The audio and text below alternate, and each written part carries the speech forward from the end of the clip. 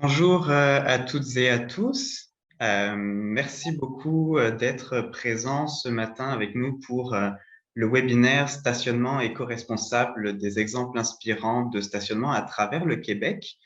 Je m'appelle Romain Coste, je suis chargé de projet transport et aménagement au Conseil régional de l'environnement de Montréal et je coordonne la démarche Stationnement éco-responsable lancée en 2017 à Montréal. Donc, l'objectif du webinaire d'aujourd'hui, c'est de vous présenter un peu différents exemples de stationnement à travers le Québec. Donc, depuis 2017 et le lancement de la démarche stationnement éco-responsable que je vais vous présenter un petit peu plus tard.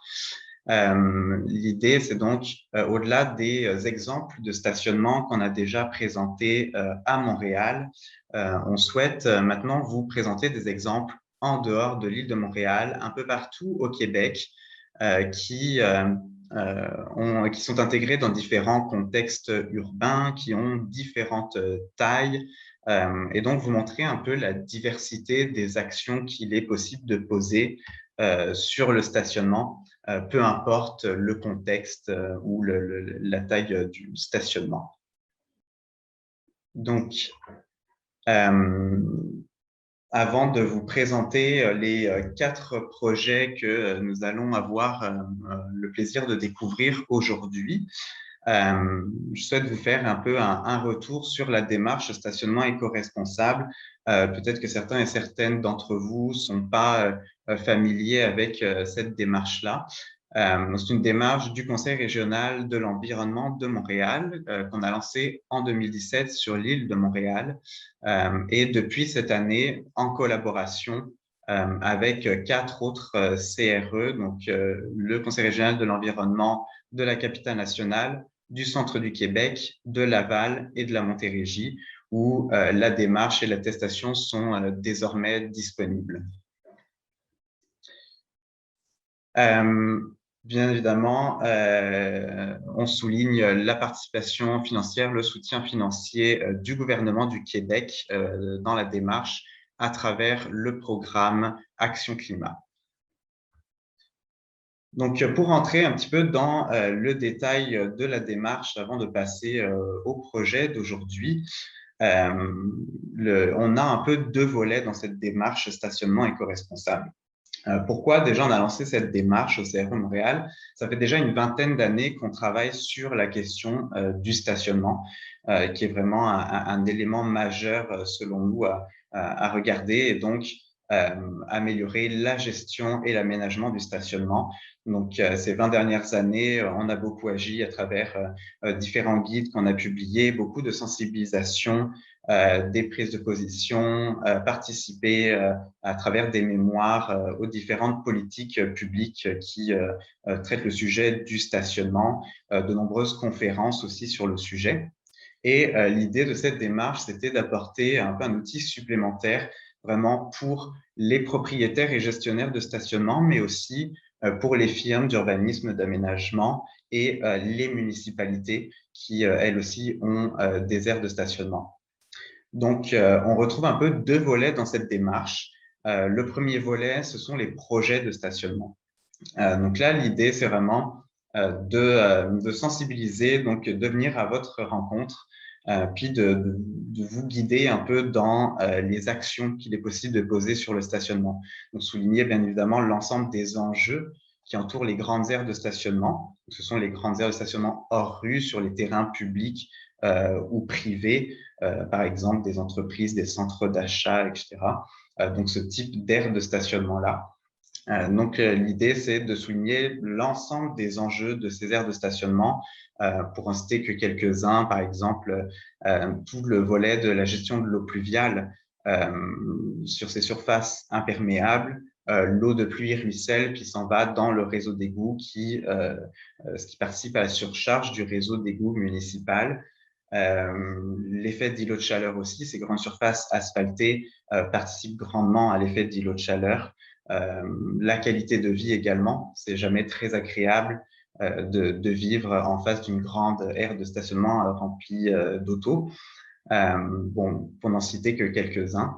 Donc, l'idée, c'est de souligner un peu ces enjeux-là, puis d'apporter des solutions à ces différents enjeux à travers différents critères de gestion et d'aménagement qu'on verra après.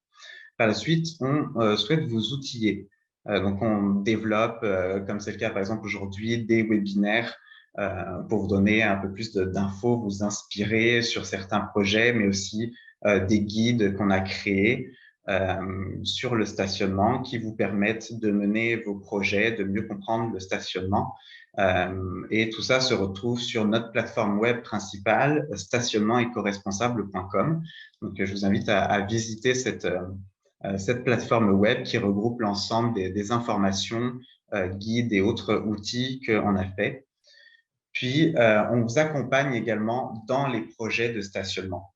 Donc là, l'idée, c'est vraiment, avec la grille de critères que je vais vous présenter après de façon assez brève, on vient essayer de vous guider dans un peu les solutions de gestion, d'aménagement, de travail avec vous pour trouver les meilleures solutions adaptées, puis vous mettre en contact avec différents experts qui peuvent vous aider dans votre projet de stationnement. Et bien sûr, l'élément principal de la démarche, c'est l'attestation stationnement éco-responsable, où là, on récompense les meilleurs projets qui ont répondu à un certain nombre de critères et qu'on fait par la suite rayonner dans nos réseaux et à travers notre plateforme web stationnementécoresponsable.com. On a également un deuxième volet qui est plus récent depuis un an. On travaille sur la réglementation municipale en lien avec le stationnement. En particulier tous les règlements de zonage où on retrouve différents articles qui justement traitent de la gestion, de l'aménagement de ces aires de stationnement.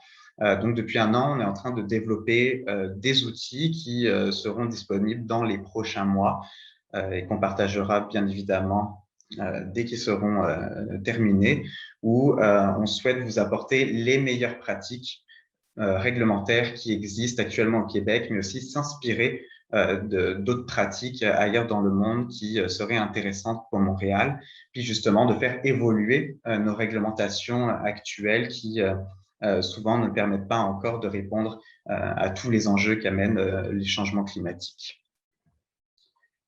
Donc, l'attestation, c'est bien évidemment l'élément central de la démarche stationnement éco-responsable. Donc, on remet une attestation aux projets qui répondent à certains critères et qui vont avoir un certain niveau d'attestation. Et donc, ces critères d'éco-responsabilité, peut-être que certains d'entre vous sont déjà un peu familiers avec. On a une grille de critères qui existe depuis le lancement en 2017. Eh bien, cette année, on va sortir une nouvelle grille de critères qui va être mise à jour, qui sera disponible dans les prochaines semaines et qui va refléter beaucoup plus la stratégie de réduire, transférer, améliorer. C'est-à-dire qu'à chaque fois qu'on agit sur le stationnement, il faut s'assurer de suivre ces trois stratégies-là et dans cet ordre-là. Et donc, l'ensemble de la nouvelle grille de critères va justement refléter l'ensemble de ces stratégies-là, donc de planifier le projet, d'encourager un transfert modal vers les alternatives à l'auto-solo et de bien intégrer le stationnement qui reste une fois qu'on a vraiment bien défini les besoins. Donc, rapidement, l'ensemble de ces critères, donc selon ces trois grandes dimensions dans la planification du projet et des besoins, on va regarder des éléments comme la localisation de la propriété, son accessibilité en transport collectif, comment sont gérés les différents déplacements, notamment en passant par des plans de gestion de déplacement qui sont réalisés par les centres de gestion des déplacements pour vraiment bien définir les besoins réels et essayer d'encourager au maximum les alternatives à l'auto-solo pour réduire les besoins en stationnement. Également, on regarde tous les programmes qui sont mis en place à côté, par exemple, les incitatifs financiers pour ces alternatives à l'auto-solo, l'offre de stationnement qu'on a dans le projet, et également très important, le choix du type de stationnement, où là, on va avoir un peu deux stratégies différentes. Peut-être que certains stationnements qui sont assez petits restent de surface et on va s'assurer de les intégrer au maximum en verdissant, en intégrant la gestion de l'eau en surface, etc. Tandis que pour des grands stationnements, on va avoir des stratégies un petit peu différentes. Puis peut-être que là, on va repenser à plus long terme le redéveloppement complet de la propriété. Et donc peut-être favoriser le stationnement intérieur, que ce soit souterrain ou étagé. Dans le deuxième volet, encourager la mobilité durable. Donc, c'est vraiment tous les éléments physiques qui vont permettre aux gens d'utiliser d'autres moyens de transport que l'auto en auto-solo. Donc, tous les aménagements piétonniers et cyclables sur la propriété, donc les sports à vélo, s'assurer qu'on ait des très bons liens piétonniers entre l'entrée du bâtiment et la voie publique, mais aussi dans les aires de stationnement pour sécuriser les déplacements.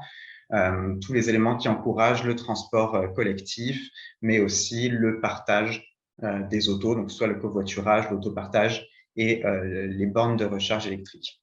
Puis le troisième élément qui est vraiment sur l'aménagement du stationnement en tant que tel, où là, on vient réduire au maximum la taille des composants du stationnement, donc les cases de stationnement, les allées de circulation, et verdir au maximum cet espace avec la plantation d'arbres, de végétation et gérer aussi l'eau de pluie autrement à travers ces espaces verts et sensibiliser le public aux efforts qui ont été faits. Donc, tout ça se retrouve dans une grille qui a légèrement évolué par rapport à ce qu'on avait depuis 2017. Donc, sûrement que vous connaissez déjà un peu cette grille de 100 crédits qui se trouve sur la droite. Mais il y a tout un élément sur la gauche qui vient s'ajouter, qui est donc toutes les considérations préalables quand on fait un projet, différents éléments qu'on va regarder sur la planification du projet en tant que tel, pour réduire au maximum les besoins en stationnement et s'assurer que l'intégration du stationnement sur la propriété se fasse le mieux possible. Puis, une fois que ces considérations préalables sont regardées, on vient par un système de crédit, de points, définir la qualité d'aménagement du stationnement. Et donc, c'est tout cet ensemble de critères quand on réalise un projet de stationnement qui vont venir guider un peu, savoir est-ce que le projet de stationnement est efficace ou pas. Et donc, cet ensemble de critères a été réalisé en collaboration avec un comité d'experts que vous pouvez voir ici, vraiment très variés, qui proviennent vraiment d'un peu partout. Puis le but visé, c'était vraiment de couvrir l'ensemble des enjeux du stationnement. Donc, répondre à ces enjeux-là par des solutions adaptées. Et ce comité d'experts a également un rôle majeur dans les remises des attestations stationnement éco-responsable, puisque quand vous déposez une candidature pour recevoir l'attestation, c'est le comité d'experts qui va regarder ces dossiers et décider si oui ou non l'attestation est remise au projet. Et donc, bien sûr, dans tout ce processus-là, nos 5 CRE sont là pour vous accompagner dans le projet depuis le début. Justement, vous accompagner pour prendre en main l'ensemble de ces critères, les solutions qui existent, les mettre en pratique dans votre projet de stationnement jusqu'à obtenir l'attestation. Donc, c'est vraiment un accompagnement tout le long du processus. Et dans l'attestation, on retrouve différents niveaux d'attestation selon la performance du stationnement, donc qui sont sur 3 niveaux selon le nombre de crédits qui ont été accordés. Mais même avant de faire un projet de stationnement, si vous souhaitez vous engager dans la démarche et refaire votre stationnement, peut-être pas immédiatement, mais dans les années à venir, bien, vous pouvez tout de même vous engager en signant un formulaire d'engagement qu'on a également sur la plateforme en ligne. Et donc, ces engagements-là qui sont pris, on les souligne pendant nos événements de reconnaissance où on remet les attestations aux différents projets de stationnement et leurs propriétaires. Donc, voilà un petit exemple que vous avez dû sûrement voir déjà dans d'autres webinaires qu'on a réalisés avant. L'Arena Rodrigue Gilbert, Rivière des Prairies, Pointe-aux-Trembles à Montréal, Donc, il y a un peu un exemple de ce qu'on peut obtenir avec une aire de stationnement de surface une fois qu'on a appliqué l'ensemble de ces critères-là et qu'on a défini quelles étaient les meilleures solutions, les solutions les plus adaptées. Donc, je vous invite à visiter la plateforme web stationnement-éco-responsable.com où vous allez retrouver l'ensemble des informations, des guides, de toutes les choses dont vous avez besoin pour votre projet et bien évidemment à contacter le CRE de votre région pour vous faire accompagner, que ce soit dans des projets de stationnement, qu'ils soient existants ou nouveaux projets de stationnement. Donc, contactez les agents qui sont dans chacun de nos CRE. Les coordonnées sont également sur le site web.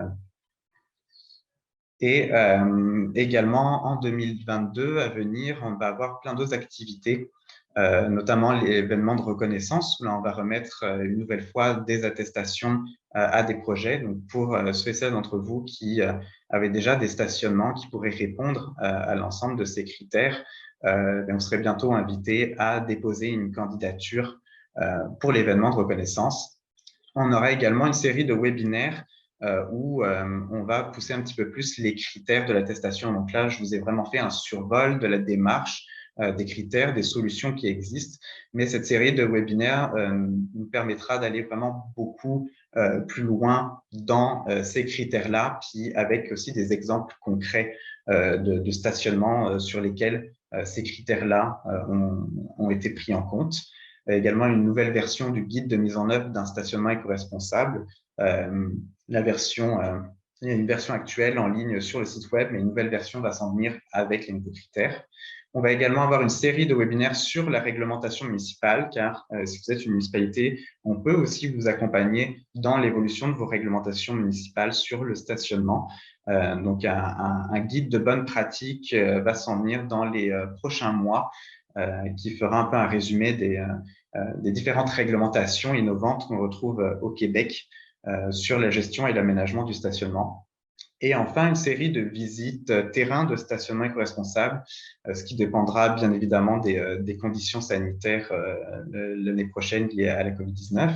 Mais c'est quand même dans nos cartons de faire des visites terrain de projets qui auront reçu l'attestation durant l'événement de reconnaissance et où vous pourrez visiter ces projets de stationnement puis échanger avec leurs propriétaires et les firmes qui les ont conçus. Donc, on va bientôt se lancer dans nos 4 projets qu'on va vous présenter aujourd'hui, qui sont un peu partout à travers le Québec. Donc, on va avoir la série de ces 4 présentations-là. Puis, vous aurez l'occasion, une fois que ces 4 présentations seront passées, de poser vos questions. On aura une petite période de questions. Donc, quand ce sera arrivé la période de questions, vous serez invité à cliquer sur le petit icône « Lever la main ». Puis, au fur et à mesure, je pourrai donner la parole pour poser vos questions aux présentateurs et présentatrices qui sont aujourd'hui avec nous. Donc, les 4 projets qui vont être présentés. Le premier, c'est le stationnement de l'hôtel de ville à Plessisville, dans le centre du Québec, qui va être présenté par Jérémy William. On aura également le stationnement de l'hôpital de la Cité de la Santé à Laval, présenté par Mélanie Glorieux. En troisième, on aura le projet du stationnement incitatif à Boucherville en Montérégie, présenté par Claude Poirier. Et enfin, le stationnement, ou plutôt l'édifice La Falaise apprivoisée, situé à Québec, présentation qui sera faite par Florent Cousineau. Donc, comme vous le voyez, ces 4 projets de stationnement sont assez différents les uns des autres, autant dans les contextes, petite ville versus grande agglomération, mais aussi dans leur taille, de quelques dizaines de cases à plusieurs centaines. Donc, l'idée, c'est vraiment de vous présenter un peu un panorama de ce qu'il est possible de faire dans les stratégies de gestion et d'aménagement. Donc, sans plus tarder, je vais inviter Jérémy William de la ville de Plessisville à partager son écran. et donc de débuter sa présentation sur le stationnement de l'hôtel de ville de Plessisville. Donc, merci beaucoup, Romain. Bonjour à tous et à toutes. Merci beaucoup de m'accueillir aujourd'hui pour la présentation. Donc, tout le monde voit mon écran. Est-ce que tout le monde voit mon écran? Oui. Je vais pouvoir démarrer à ce moment-là. Donc, sans plus tarder, moi, aujourd'hui, je suis pour vous présenter naturellement du stationnement à l'hôtel de ville de Plessisville. Appelons-le stationnement éco-responsable, écologique, stationnement vert, là, ce que vous voulez comme terme. Tous les termes sont bons. Donc aujourd'hui, pour vous placer un peu en contexte, là, je crois que Romain vous l'avait présenté brièvement, effectivement, la ville de Plessisville se retrouve au centre du Québec.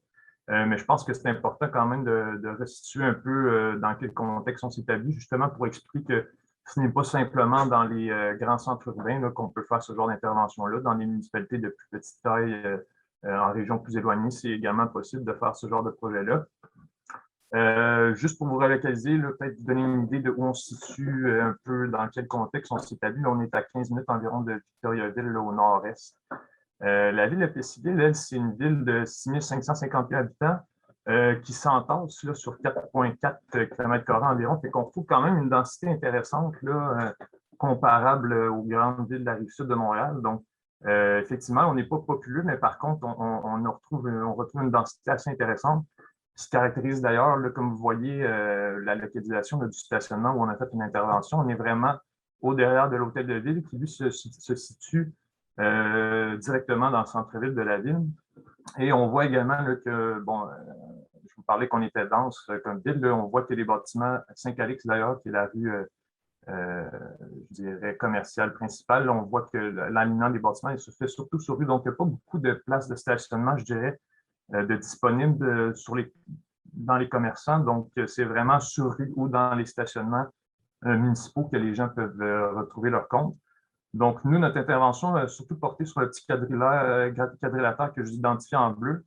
La majeure partie des interventions a surtout eu lieu dans ce petit carré-là. Donc, c'est surtout là-dessus qu'a porté nos interventions. Et c'est important aussi de souligner que ce projet-là s'inscrivait dans un projet de revitalisation du centre-ville. Donc, on a vraiment vu cet espace de stationnement comme un lieu public, donc vraiment été réfléchi de cette manière-là. Et ça s'est fait dans les mêmes moments où la rue Saint-Calix, comme je vous le disais, qui est l'artère commerciale principale, a été revitalisée. Donc, on a vraiment revu les espaces publics, les aires de stationnement, également l'aménagement paysager qui a été revu. Donc, ça s'inscrit dans cette tendance-là à l'époque. Si je refais un bref retour historique du projet, en fait, là, je ne m'éterniserai pas là-dessus, mais c'est juste pour dire que le projet a émergé en 2011. Donc, on a vraiment commencé à réfléchir à ce projet-là. À partir de cette date-là, en 2011 et 2014, bon, on a fait des démarches de notre côté pour savoir si le projet allait aller de l'avant. Et en 2014, on est avec les premiers appels d'offres pour les soumissions du projet. Donc, vous comprendrez que 2011, c'est assez avant-gardiste comme approche. Là. À l'époque, il n'y avait pas beaucoup de municipalités qui mettaient ça en place. Par contre, on avait un directeur général assez visionnaire. Et comme je le disais, lui, il avait une certaine vision pour la ville de Plessisville, notamment en ce qui concerne les interventions dans le domaine public. Donc, lui, ça s'inscrivait vraiment dans une perspective plus large. J'avais même l'idée de mettre un autobus libre-service autonome qui aurait pu faire la navette entre le centre-ville et le parc industriel, là, mais ça n'a pas abouti. Mais c'est juste pour vous témoigner qu'il y avait de grandes ambitions là, à l'époque et donc ce projet-là s'inscrivait dans cette perspective-là. Si on décrit à proprement dit plus précisément le projet, comme on vous le liste ici, bon, d'abord, ce qui est important de comprendre, c'est que le projet, avant tout, on était dû pour carrément refaire l'asphalte du stationnement. Il devait être refait au complet. Donc, c'était une occasion là, pour nous de revoir l'aménagement, puis c'est ça, de le revoir comme étant un espace public, mais aussi de revoir certains aménagements paysagers au niveau aussi des îlots de chaleur. C'était des enjeux qui avaient été soulevés à l'époque. Donc, grosso modo, si je les liste rapidement, on les verra subséquemment avec des photos qui vont être beaucoup plus parlantes, mais en gros, on a remplacé les clôtures entourant le stationnement, on les a mis esthétiquement beaucoup plus belles. Il y avait également la question de réfection des trottoirs entourant l'hôtel de ville, donc ce n'est pas nécessairement juste un stationnement, comme je vous le disais, on a vraiment réfléchi aux espaces publics, donc on a pensé au projet à son ensemble. Il y avait également un aire de repos là, qui servait autant aux citoyens qu'aux employés de l'hôtel de ville qui a été réaménagé. Il y a eu de la verdure qui a été rajoutée, comme je le disais, l'ajout d'aménagement paysager. Il y avait également un volet à la mobilité durable important dans ce dossier-là. Je reviendrai plus tard, mais tout ça pour dire qu'il y a également un arrêt de bus qui a été ajouté qui sert à desservir le service de transport régional de l'érable. Puis également, ce qui nous intéresse, le gros morceau du projet, c'est-à-dire qu'on a ajouté plusieurs cases de stationnement avec pavés alvéoles plutôt. Là, donc, c'était vraiment au niveau des eaux pluviales, on a vu vraiment un changement à ce niveau-là. Mais j'y reviendrai également plus tard dans la présentation. Autre volet qui a été rajouté, comme je disais, ajout de 4 bornes électriques. Et en lien avec ça, on a développé une flotte électrique municipale pour nos employés. Donc, non seulement ça sert à nos employés, mais également comme service d'autopartage pour les citoyens. Donc, ça également, je pourrais vous l'expliquer plus en détail plus tard là, dans la présentation de ce système de service d'autopartage. Donc, ici, juste un petit reportage photographique pour vous montrer là, les changements qui ont été faits concrets dans notre stationnement à la suite d'aménagement. Donc, comme je disais, en 2011, c'était de ce dont avait l'air notre stationnement à l'époque. Donc, on voit qu'au niveau de l'aménagement, c'était très minéralisé. Là. Il y avait très peu de verdure. Et la qualité là, de l'asphalte était de cette qualité. Donc, on a vraiment profité de l'occasion pour tout refaire et de repenser l'aire de stationnement. Donc, comme on le voit dans la première photo, on a vraiment élargi les espaces végétalisés. Les arbres, naturellement, sont plus fournis aujourd'hui. On en a replanté quelques-uns. Donc, on voit qu'au niveau là, de l'espace entre la ligne de rue et l'aire de stationnement, on a rajouté une verdure qui est esthétiquement beaucoup plus intéressante pour les piétons qui circulent, mais également pour les employés là, qui fréquentent l'aire de stationnement naturellement. Ici, la photo juste en bas, là, on le voit de quoi avait l'air le stationnement à l'époque, en 2011. Et là, nous, on a même rajouté un îlot de verdure avec des arbres de l'aménagement paysager. Donc, ça, au niveau esthétique, encore une fois, beaucoup plus intéressant. On voit que ça camoufle aussi l'aire de stationnement, là, donc beaucoup plus intéressant pour les piétons. Et vous le voyez dans la deuxième photo à la droite, on a rajouté le pavé alvéole là, qui permet justement d'ajouter une certaine verdure, mais également, on l'a senti au niveau de la chaleur. L'aire de stationnement est beaucoup moins chaud là, que ce qui était auparavant quand il n'y avait pas de cet aménagement-là. Donc, on voit là, la différence quand même flagrante à ce niveau-là. D'autre part, comme je disais, on a rajouté un arrêt de bus, là, comme je vous l'ai présenté dans la diapo précédente. On en a profité quand est venu le temps de refaire les cases de stationnement. On a encore une fois ajouté des cases de stationnement avec pavé alvéole. On a rajouté de l'aménagement paysager naturellement avec des arbres pour permettre d'améliorer naturellement la rétention d'eau. Et le nouveau abribus qui dessert le service régional de transport qui a été mis en place au même moment. Bon, sinon, en dessous, vous voyez encore une fois l'aménagement qui a été refait. On a rajouté des trottoirs, donc naturellement, au niveau piétonnier, c'était plus intéressant d'ajouter ça parce qu'on a des commerces dans ce bâtiment-là. Fait que, auparavant, ça n'existait pas, là, ce trottoir-là, donc on a profité de l'occasion pour rajouter ce petit espace-là. Et vous le voyez également, les bornes de recharge électrique, le libre-service, ça, c'est pour les citoyens qui ont leur propre véhicule électrique. Donc, eux, il était possible pour eux, il est toujours possible d'ailleurs pour eux de venir recharger leur véhicule à l'hôtel de ville. D'autre part, encore une fois, des bornes électriques qui ont été rajoutées par la suite pour notre flotte municipale. Donc, ces bornes électriques-là sont réservées exclusivement à l'usage des véhicules municipaux qui sont identifiés aux couleurs de la ville. Puis également, encore une fois, en bas, vous le voyez, là, la deuxième section de l'aire de stationnement où on a ajouté du pavé alvéole qui a été mis tout le long de l'aire de stationnement qui longe l'hôtel de ville. Également, on voit qu'il y a un élargissement là, naturellement des trottoirs pour favoriser la circulation. Et encore une fois, les bornes de recharge électrique libre-service qui sont en place. Pour terminer là, avec le petit rapport photographique. Donc, je vous parlais tout à l'heure de l'aire de repos là, commun, non seulement qui sert aux employés municipaux, mais aux citoyens. Donc, on voit que ça aussi, ça a été réménagé, beaucoup plus de verdure qui ont été ajoutées, également du mobilier urbain qui ont été mis au goût du jour, ajoutés de poubelles. Donc, tout ça, comme je vous le disais, on a vraiment réfléchi l'aire de stationnement comme un espace public qui était vraiment utilisé, fréquenté par une bonne tranche de la population et, comme je disais, qui se retrouve au centre-ville. Donc, au niveau, puis je dirais qu'il y a aussi un volet marketing ou image là, de la ville qui est important là-dedans. On voulait montrer l'exemple pour les autres commerçants, les autres industries. Donc, nous, on se devait là, de montrer l'exemple dans nos aménagements extérieurs. Donc, si je résume, grosso modo, là, les forces et les enjeux ou les défis du projet. Donc, naturellement, comme je disais, là, en ajoutant beaucoup d'îlots de verdure, je dirais, non seulement avec le pavé alvéole, mais on a fait aussi des aménagements, on a ajouté de l'aménagement paysagers au sein même de l'aire de stationnement. Donc, on a vu effectivement une amélioration du drainage et de la rétention des eaux pluviales parce que, au final, il n'y a plus d'eau qui était acheminée vers notre réseau collectif. Fait que vraiment, toute l'eau pluviale a pu être traitée au sein même de cette aire de stationnement-là. Il n'y avait plus rien qui était racheminé dans notre réseau public ou à peu près rien. Donc, on a vraiment vu une différence à ce niveau-là. Au niveau des îlots de chaleur, effectivement, ça, je n'étais pas présent en 2011 pour vous témoigner si c'était plus chaud qu'avant, mais effectivement, avec mes collègues qui sont là depuis plusieurs années, on m'a signalé qu'il y avait une différence. Puis au niveau cartographique, on a vu aussi qu'il y avait une différence à ce niveau-là. Sinon, comme je le disais tout au long de la présentation, amélioration de l'esthétique du domaine public, ça, c'est sans équivoque. Là, on a vu vraiment une amélioration à ce niveau-là. Puis, comme je le disais aussi, il y a tout le volet mobilité durable là, qui était important, non seulement par l'ajout d'un abribus, mais également, je vous l'ai dit, le développement d'une flotte électrique qui a permis à la municipalité de réduire naturellement ses émissions en gaz en GES.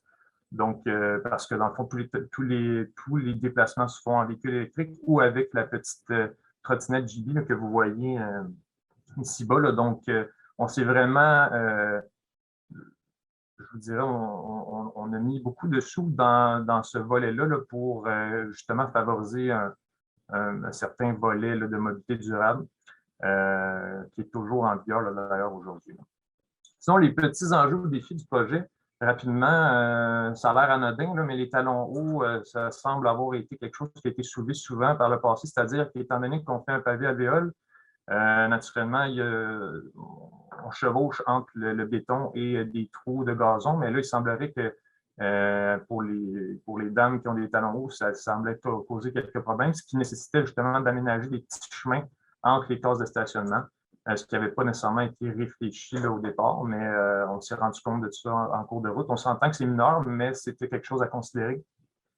L'autre élément également, c'est au niveau de l'entretien de ce pavé alvéole. Ben, dans le fond, il faut toujours replanter à chaque année. Il faut tout le temps refaire l'entretien. Là, ça ne repousse pas par soi-même. Donc, au moment où on fait la replantation, naturellement, ces cases de stationnement-là ne peuvent pas être utilisées. Donc, on se retrouve là environ 5 jours sans pouvoir utiliser des cases de stationnement. Et là, vous comprendrez que si votre aire de stationnement regroupe plusieurs pavés alvéoles, ben on se retrouve avec un problème parce qu'au final, pendant 5 jours, on n'a pas de case de stationnement disponible.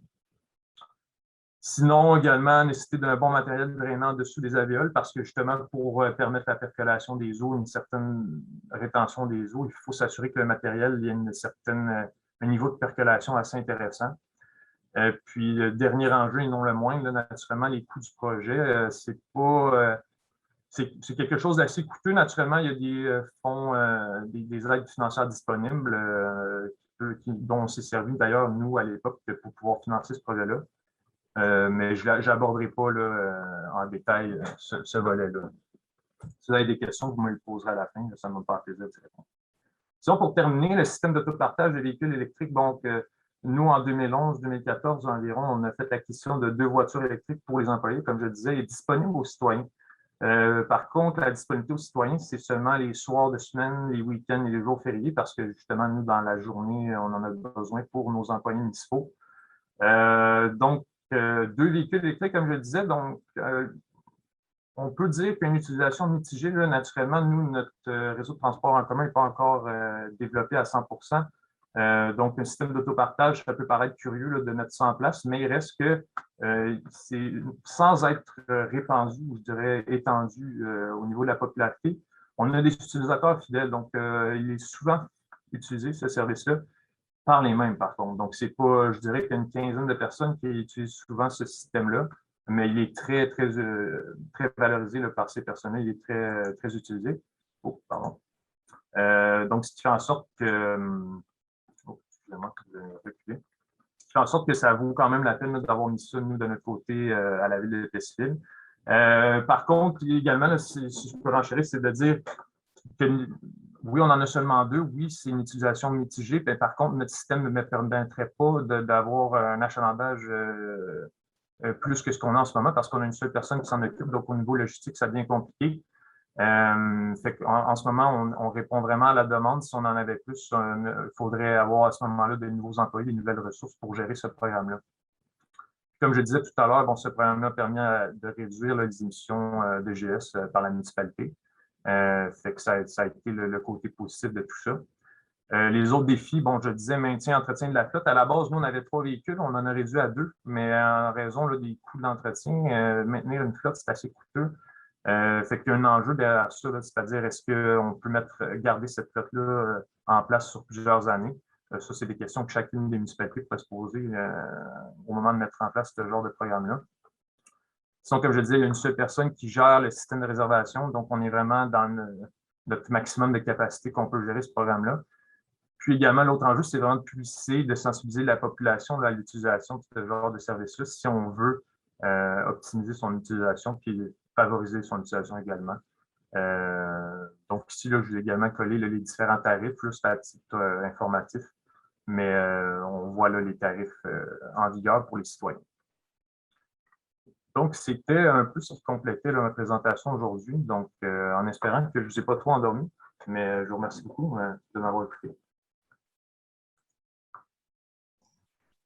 Un grand merci, Jérémy, pour cette belle présentation. Puis, en particulier, le pavé alvéolé, je pense qu'il y a beaucoup de questions là-dessus. C'est vrai qu'on n'en voit pas tant que ça encore dans les stationnements actuellement. Je vais céder la parole à notre deuxième projet, le stationnement de l'hôpital Cité de la Santé à Laval, qui va être présenté par Mélanie Glorieux. OK, je ne trouvais plus comment allumer mon micro. Excusez-moi. Alors, bonjour tout le monde. Oui, alors merci de m'accueillir parmi vous pour parler d'un des stationnements dans lesquels on a participé dans les dernières années. Donc, le stationnement de l'hôpital de la Cité de la Santé.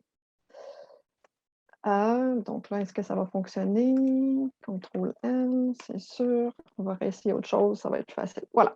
Alors, pour mettre Cité de la Santé, donc on voit quand même, c'est un site de grande envergure, d'où est-ce qu'on voit le bâtiment quand même assez important et qu'il y avait déjà, le contexte de ce projet-là, c'est qu'il y avait déjà énormément de stationnements en périphérie, comme tout milieu hospitalier. Et il y avait une zone dans ce secteur-ci, comme vous voyez ici, là, une zone qui n'était pas encore aménagée, mais qui faisait partie du terrain de la cité. Et si on regarde aussi, on a fait un peu d'analyse parce qu'au départ, on n'a pas été engagé pour faire uniquement le stationnement vert qu'on appelait, mais c'était vraiment pour regarder à plus grande échelle le projet, le site au complet.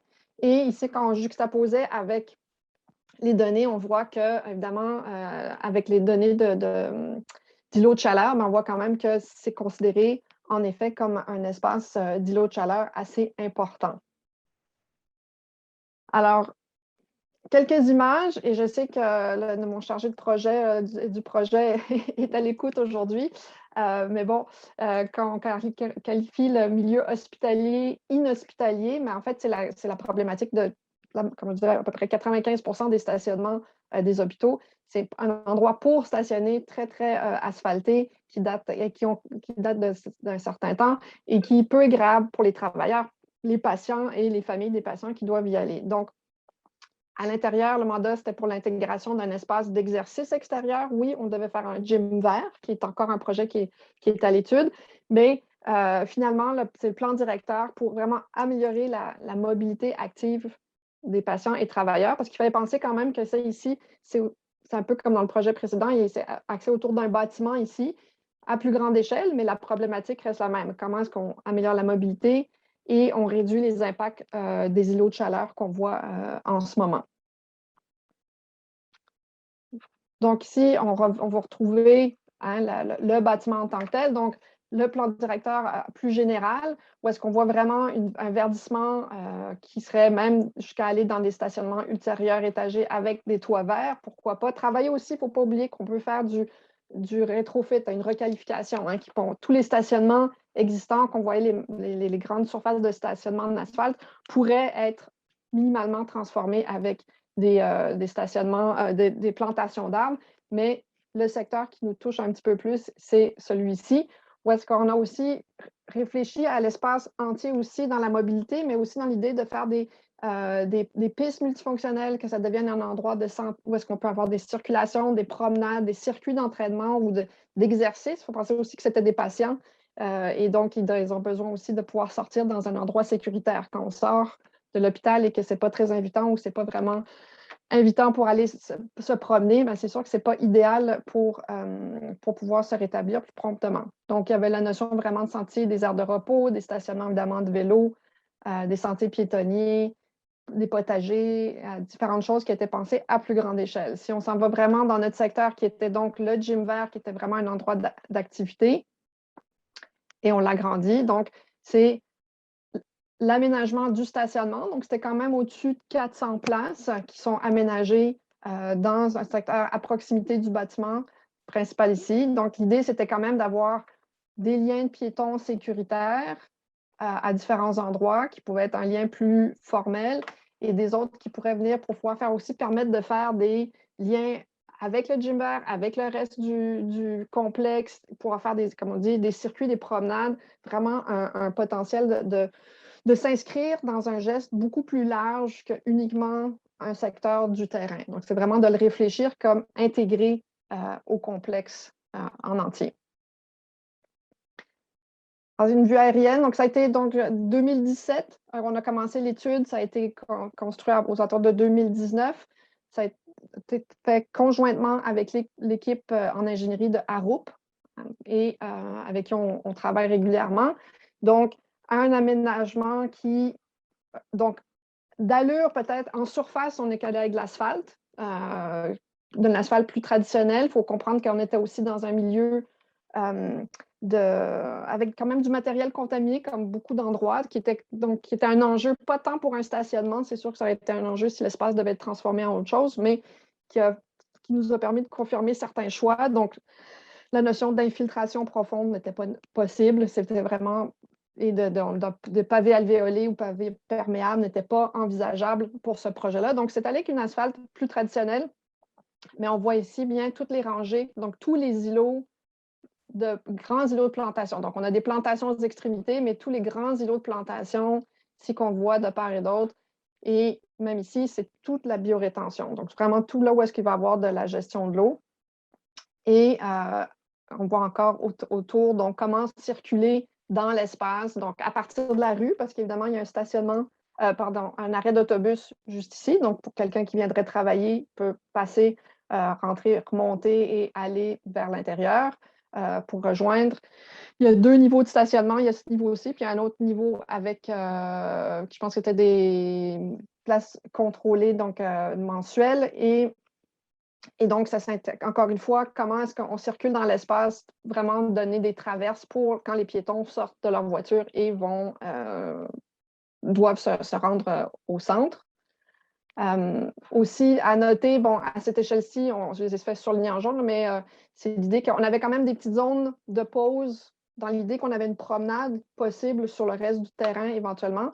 Donc, à 2 endroits, on avait des bancs avec corbeille à revue. Donc, l'idée d'intégrer du mobilier dans l'expérience du site, dans la circulation dans le site pour justement pouvoir prendre des pauses. Donc, ça s'inscrit dans un projet plus grand. Et il faut aussi noter la présence de bornes de recharge quand on le regarde au niveau des critères un peu de stationnement éco-responsable. Donc, on avait un peu ces limites-là. Et donc, le reste, c'était au niveau des places de stationnement à différents endroits. Donc, l'emphase au niveau de l'aménagement ici, ça a été de faire des ouvrages de biorétention. Donc, on le regarde ici avec les abaissements de bordure. L'eau s'en va ici. S'inscrit dans des plantations qui sont à la fois 3 strates, donc on dit vivaces, arbustes et arbres, très, très important. Pourquoi? Ben, les arbres, on en discutera un peu plus tôt, mais les arbres sont nécessaires évidemment pour mettre de l'ombre, mais aussi participer à ce qui se passe au niveau de la gestion de l'eau. Hein. Toutes ces plantes-là ont un rôle pour leur système racinaire, et puis permettre quand même une infiltration dans le substrat, parce que je vous ai parlé qu'on était sur une zone un peu contaminée, donc c'est sûr qu'il n'y a pas d'infiltration profonde, mais il y a une infiltration dans le substrat de plantation, donc dans le terreau de plantation, potentiel d'évapotranspiration aussi. Donc, il y a quand même un bon élément d'intégrer à cet endroit-là.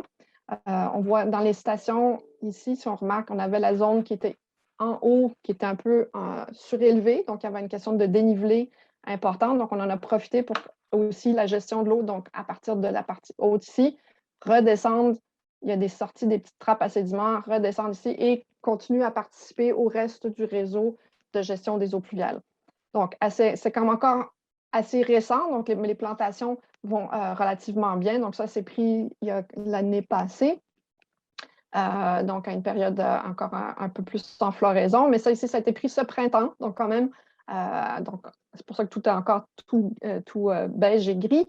Mais on voit comment ça peut bien fonctionner, qu'on voit comment le système fonctionne et performe bien là, par rapport aux ouvrages là, qui sont ici. La végétation est encore quand même assez présente, même l'hiver ou le printemps. Et c'est quand même des éléments qui permettent d'animer. Donc là, ici, on le voit quand il y avait un peu plus en feuillaison, voir encore une fois les entrées, comment elles sont traitées ici, et qui permet quand même de stationner. Donc, il n'y a pas de passage entre. On encourage vraiment, c'était l'aménagement pour que les piétons puissent passer aux extrémités. Ils ne traversaient pas les îlots de biorétention, mais restait ici. Donc, ici, c'est des grands axes qui a permis de quand même traiter un volume assez important. Donc, qu'est-ce que ça représente quand même, ce stationnement? Bien, ça représente au niveau de la biorétention une chose, mais au niveau des arbres, c'est plus de 80 arbres qui ont été plantés, conifères et feuillus. Donc, il faut encourager. Les conifères sont souvent sous-estimés et sous-utilisés dans les stationnements. Ils peuvent offrir beaucoup de diversité, de biodiversité et d'intérêt. Avec aussi plus de 2600 vivaces et 750 arbustes qui travaillent surtout dans la biorétention, mais aussi dans les îlots d'entrée. Donc, c'est sûr qu'il y a des grandes surfaces en pelouse qui ont été aménagées en périphérie, mais il y a quand même beaucoup d'aménagements qui a été prévu pour quand même animer l'espace et aussi à offrir quand même le service au niveau de la biorétention tel que prévu. Donc, si on le regarde un peu maintenant au niveau de la performance des aménagements, ça, c'est quelque chose qu'on fait à l'intérieur de l'équipe qui, donc, c'est pas tout à, on n'analyse pas nécessairement toujours selon les critères du CRE, là, mais c'est similaire et rejoint les mêmes objectifs que le CRE, c'est sûr. Mais ces types d'aménagements-là, bon, c'est tant au niveau dans les services écosystémiques que ça peut rentrer, c'est au niveau du support. Donc, on a l'interception de la pluie par les arbres. Il ne faut pas dire qu'on a quand même au-dessus de 80 arbres. Donc, c'est quand même des volumes de pluie qui sont interceptés et qui ne sont en effet pas retournés dans le réseau de la ville, mais aussi qui viennent animer au niveau. On voit ici un exemple là, du conifère là, dont je vous parlais, et qui sont nécessaires aussi pour la biorétention, pour le bon fonctionnement de la biorétention, pour pouvoir, encore une fois, réduire les éléments de rétention souterraine. C'est surtout 3 strates végétales, donc ça, c'est très, très important pour, comme on dit, pour la biodiversité. Donc, ce que ça veut dire, c'est qu'il faut vraiment les superposer. Donc, c'est pour ça qu'on a un peu, pas juste des masses un à côté de l'autre, mais c'est vraiment de les superposer pour pouvoir vraiment acheter plus de diversité et plus de fonctionnalité au niveau aussi de l'ouvrage de biorétention, mais ça va de pair avec la traite des pollinisateurs et essayer de conserver ou d'augmenter la biomasse. C'est sûr qu'à l'origine, je n'ai pas inclus une photo d'avant, mais avant, c'était une grande surface un peu gazonné, mais un peu, pas nécessairement avec... il y avait très peu d'arbres qui étaient là. Donc, l'ajout d'arbres permet de vraiment augmenter la biomasse d'un site, avec tous les avantages que ça permet aussi au niveau de la température et autres avantages au niveau des polluants atmosphériques. Au niveau social, donc, parce que quand on regarde ça, on analyse un peu au niveau des bénéfices écosystémiques sociaux, ben, il y a le lien avec le quartier, le gym vert, très important. Ici, on voit en effet la notion du sentier périphérique qu'on avait aux extrémités. Donc ici, ça, c'était contre les résidences de ce côté-là, mais ça permet à partir de la rue de monter ici, de s'asseoir si c'est nécessaire, si on s'inscrit dans le plus grand réseau de marche, et un escalier qui remonte vers le stationnement supérieur. Donc, accessibilité universelle, oui, qui est privilégiée. Et réduction des îlots de chaleur, stationnement pour vélo qui a été mis en haut complètement du projet, avec des bornes de recharge aussi, comme je l'ai montré, les places en vert. Et dans l'analyse avant-après du projet, au niveau de la performance environnementale, si on parle de la régulation, qui était donc par rapport à interception et autres, du support et de l'aspect socio-culturel, dans nos évaluations avant-après, on est à peu près à 25 % d'amélioration de la performance environnementale, qui est quand même assez intéressant par rapport au site d'origine. Donc, ce qui est important, puis je pense que c'est ce qui aussi été présenté par Jérémy William avant moi, mais c'est l'idée d'aborder ces stationnements-là comme un ouvrage multifonctionnel. Il faut vraiment qu'on puisse regarder tous ces éléments-là de mobilité active, d'activité ponctuelle, comme on parle d'exercice et autres, parce que là, on avait une grande surface, donc il y avait un potentiel d'aller chercher des activités autres. Un contrôle des îlots de chaleur, parce que, bon, stationnement des hôpitaux, on sait ce que ça peut être, et la gestion des eaux pluviales, ce qui a le potentiel d'augmenter, évidemment, pour la résilience au changement climatique et, malgré tout, d'améliorer les milieux de vie, parce qu'il reste que ça s'inscrit dans des quartiers, donc des endroits qui sont quand même où il y a beaucoup de résidents autour. Donc, c'était ça l'objectif du projet, puis je pense qu'il a été bien atteint. Alors, on va garder des questions pour tout à l'heure, mais merci beaucoup de m'avoir écouté. Merci beaucoup, Mélanie. Présentation très intéressante. Puis j'ai beaucoup aimé le milieu hospitalier et l'hospitalier. Je vais maintenant céder la parole à Claude Poirier de la ville de Boucherville qui va vous présenter leur projet de stationnement incitatif. Donc, je vous invite à partager votre écran. Bonjour tout le monde. Merci Romain. Bon, d'abord, je me présente, Claude Poirier. Je suis le directeur du service du génie à la ville de Boucherville. Et j'ai mon collègue Alexandre Caillé qui est avec moi aussi, qui est présent là, en ligne, là, qui était le gestionnaire du projet là, lors de la phase plan de vie et de la phase construction. Rapidement, le nom qu'on a donné à notre projet, on a appelé ça « Aménager autrement pour une mobilité plus durable », le stationnement incitatif de Montarville.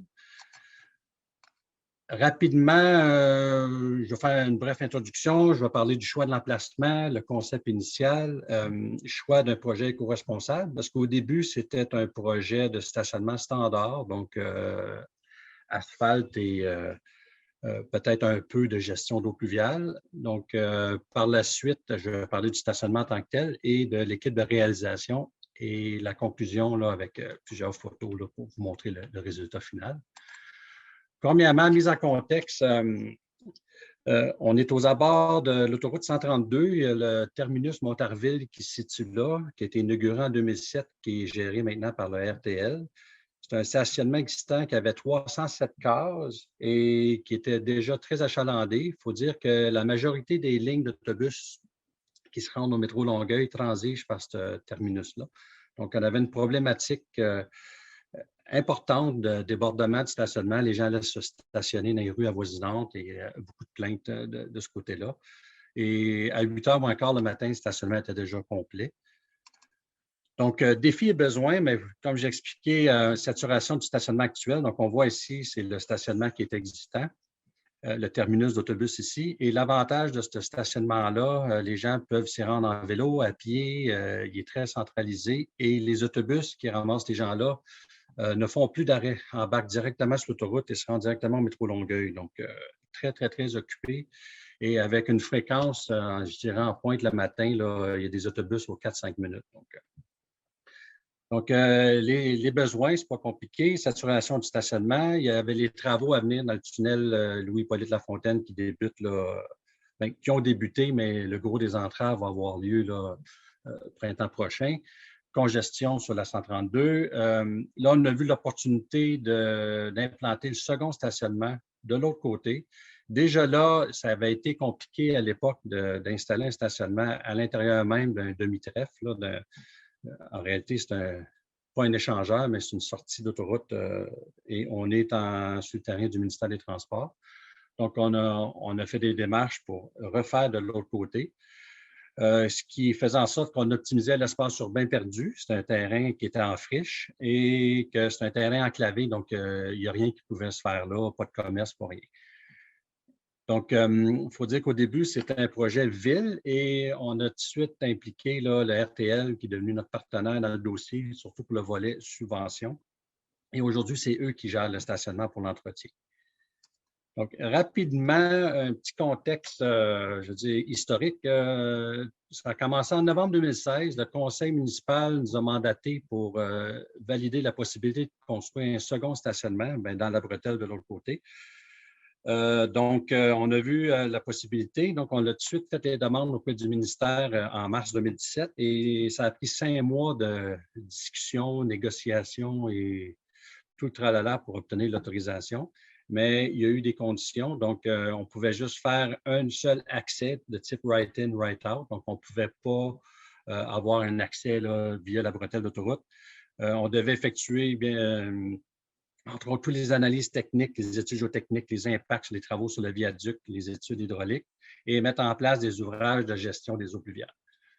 Donc, on voyait là, le concept initial, là, on voit les 307 cases ici, le terminus, le giratoire où on accède à la 132 pour se rendre vers Longueuil. Et aussi ici, c'était le concept initial, c'était d'ajouter un stationnement de 250 places. On voit ici, la problématique, c'est que les autobus sont là. Donc, on donnait 2 options là, ici. Donc, il y avait des escaliers prévus ici. Les gens pouvaient marcher de l'autre côté au terminus. Mais tous les autobus qui transigent par le terminus passent ici devant. Là. Donc, on a aménagé avec le RTL un arrêt supplémentaire ici. Donc, les gens peuvent traverser directement ici, à l'intersection avec un feu piéton pour prendre l'autobus ici, arrête par le terminus, après ça, s'en va au métro. Ce qu'on a fait aussi pour l'accessibilité universelle, si on y a pensé, on a une ligne principale, la 81, qui passe sur Montarville, qui sera en métro Longueuil, qui, elle, est accessible universellement. Donc, il y a des rampes sur les autobus. Donc, les stationnements pour personnes à mobilité réduite étaient ici. Donc, et ça, c'est tout au même niveau du boulevard de Montarville. Donc, ils traversent la rue et ils peuvent prendre l'autobus de l'autre côté là, sans problème. Donc, ça, c'était le concept initial. Donc, en novembre 2017, on octroyait le contrat suite à un appel d'offres à la firme Juniper pour les plans et devis.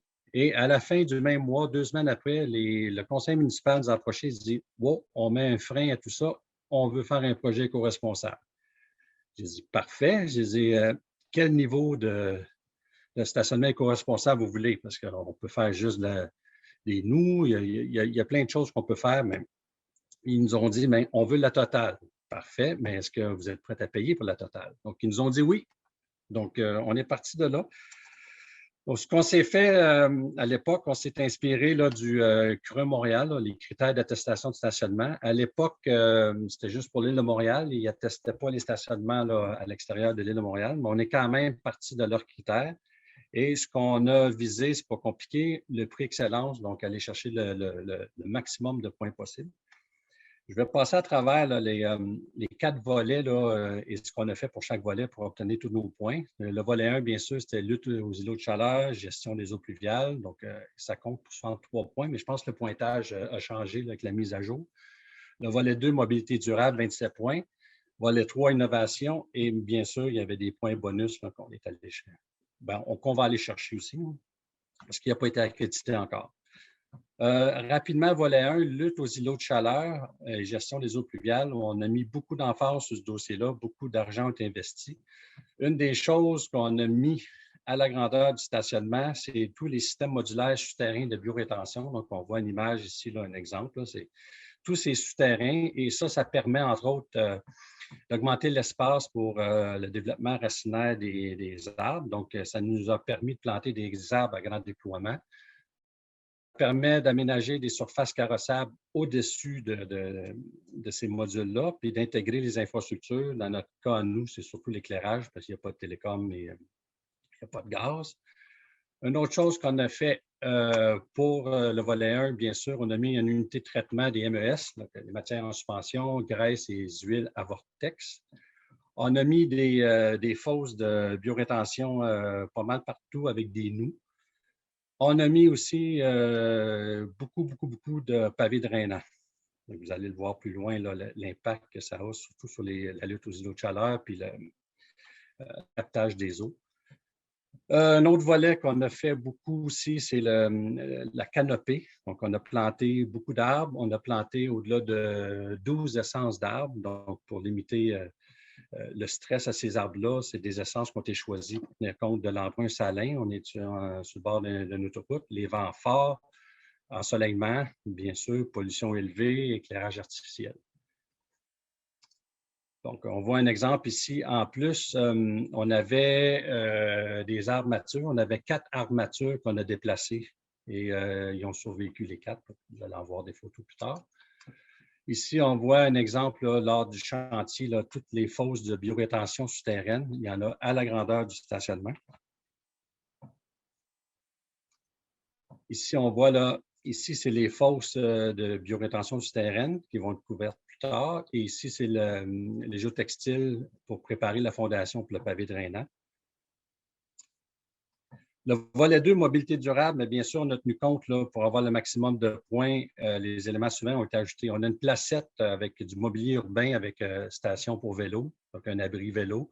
On a des aires de stationnement pour moto, aires de stationnement pour petites voitures. On a installé 2 bornes de recharge pour véhicules électriques. À l'époque, la demande était pour 2 pour ça, mais il y a une possibilité, tous les infras sont là pour augmenter ça à 8.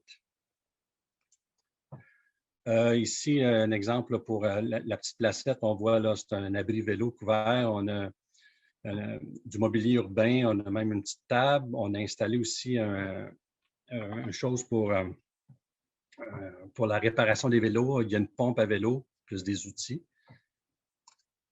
Et le volet 3, aller chercher les points d'innovation. Bien sûr, on a fait de la biotension souterraine, qui est quand même assez nouveau au Québec, de l'éclairage ODEL, ça, on est rendu pas mal standard, la diminution et enregistrement des débits pluviaux vers l'exutoire, donc je vais en parler un petit peu plus loin. Et aussi tout le volet multifonctionnalité, je veux dire, c'est aménagé de façon multifonctionnelle, support à vélo, poste de réparation de vélo, mobilier urbain. Donc, je vais vous le démontrer plus loin. Les éléments bonus qu'on appelle les points boni qu'on pourra aller chercher, mais bien sûr, le stationnement est gratuit pour tous les usagers. Il y a eu une grande campagne de promotion, là, Ville et RTL, pour solliciter l'intérêt.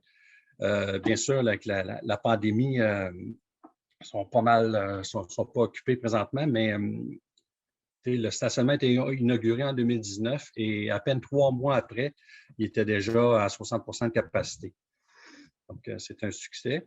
Et une autre chose qu'on fait en ce moment, on a un suivi de 3 ans avec l'INRS. Donc, on a des équipements sur place pour mesurer la quantité et la qualité des rejets de l'eau pluviale.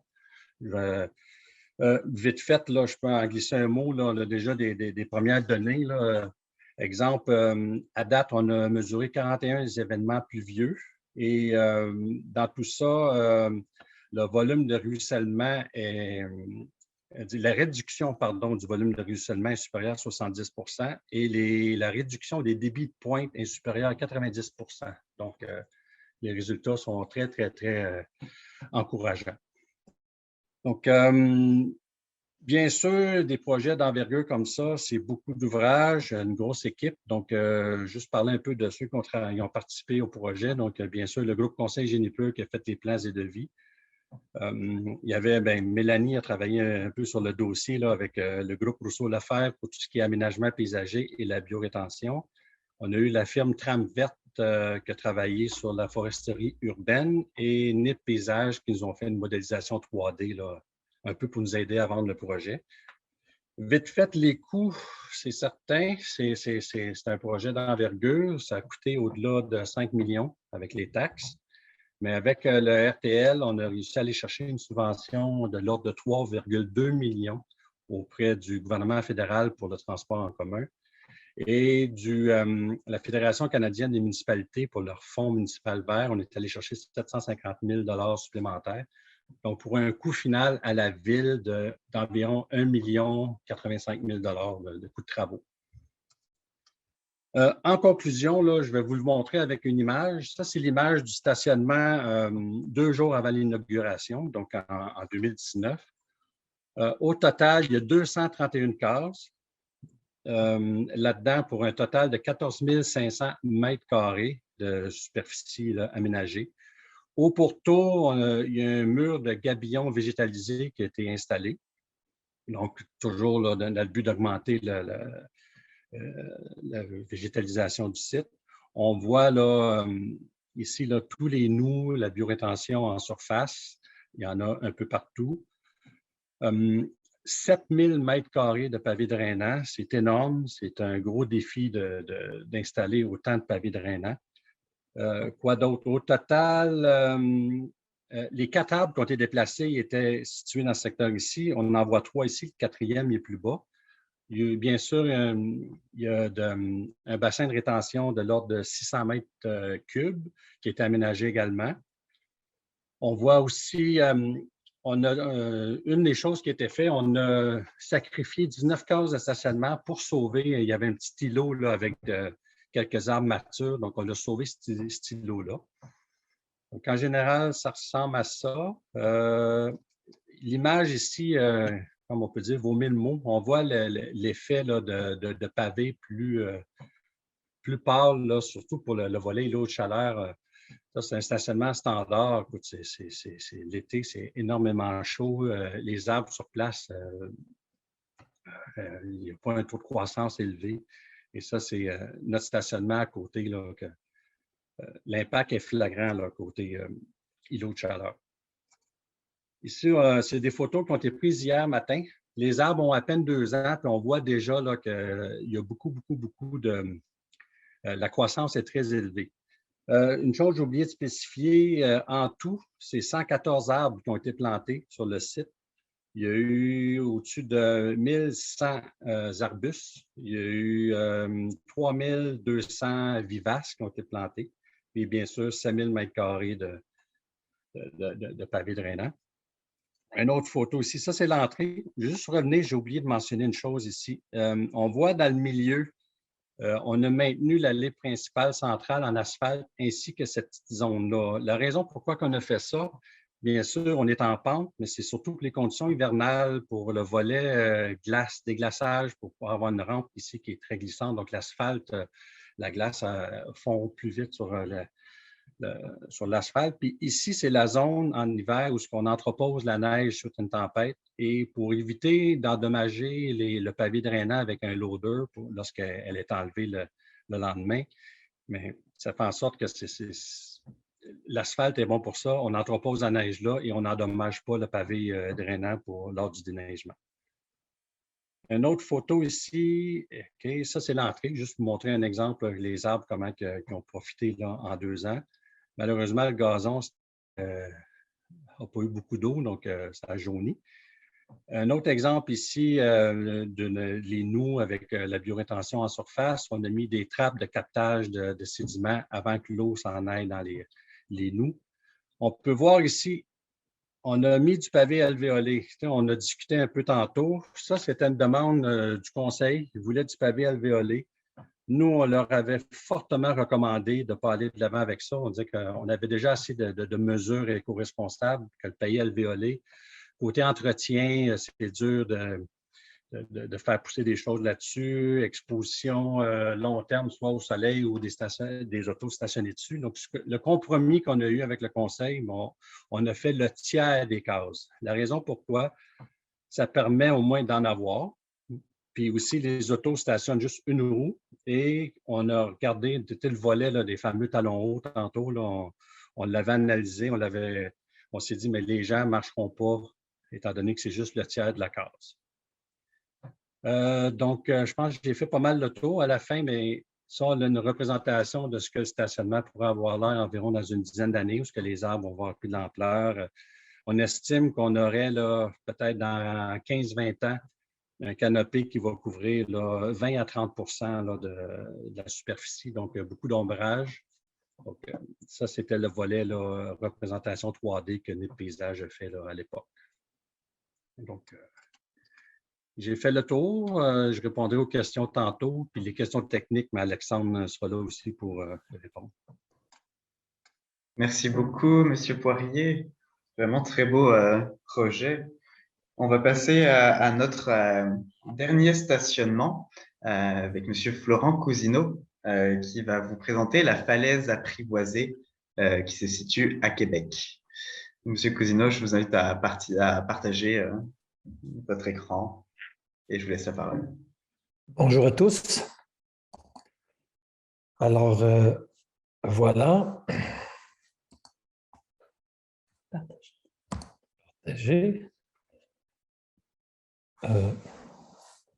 Je vais commencer par celle-ci.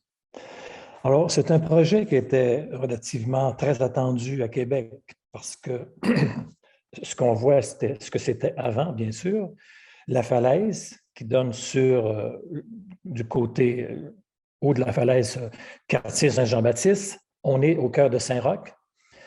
Et il y avait un défi important dans ce projet. D'une part, c'est que le CNNTQ, les nouvelles technologies, l'INRS, la TELUC s'est installé dans Saint-Roch. Donc, juste en face, c'est l'ancien édifice Le Soleil. Et les gens manquaient de stationnement et il y avait une menace à quelque part de déménager parce que ce n'était pas possible pour une compagnie importante ou même deux compagnies importantes de pouvoir avoir les cases nécessaires pour demeurer dans Saint-Roch.